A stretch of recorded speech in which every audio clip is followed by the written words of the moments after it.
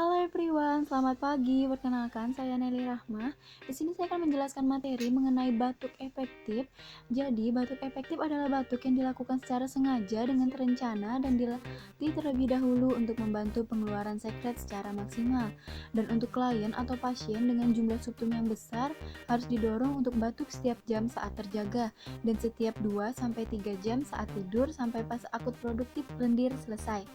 Dan tindakan ini diberikan kepada pasien dengan gangguan saluran napas akibat akumulasi sekret dan pada pasien atau klien yang akan dilakukan pemeriksaan diagnostik subtum dengan tujuan mencegah atelektasis untuk meningkatkan kapasitas paru-paru, membebaskan jalan napas dari akumulasi sekret dan untuk mengurangi sesak napas akibat akumulasi sekret.